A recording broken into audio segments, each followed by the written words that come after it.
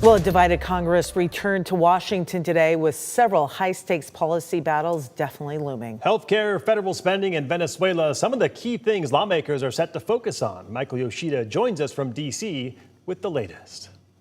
January is set to be a busy month for lawmakers as they return to Capitol Hill with a lot on their plate and plenty at stake, with looming fall midterms and another potential government shutdown just weeks away.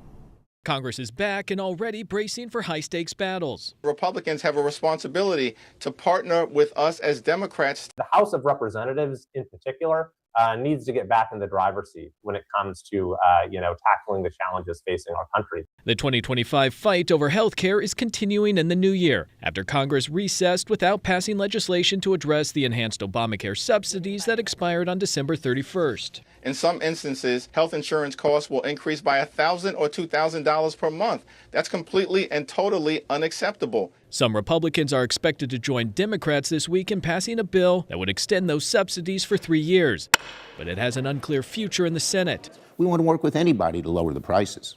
Overshadowing much of the domestic policy debate, the U.S. military seizure of Venezuela's President Nicolas Maduro, putting a vote on limiting presidential war powers in the spotlight. This week's vote had been in the works weeks before Maduro's late-night capture, but now becomes a major test of Republican loyalty to Trump after the operation. It's always an option for our military to protect American citizens, of which we have many in Venezuela. Virtually no consultation with Congress, and there's no plan that we can see for what comes next. And on the heels of the country's longest government shutdown, there's the threat of another. Congressional leaders have until January 30th to reach a deal on funding the government.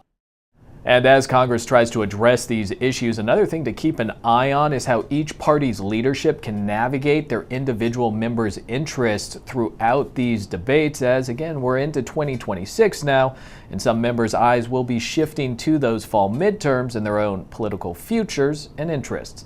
In Washington, Michael Yoshida.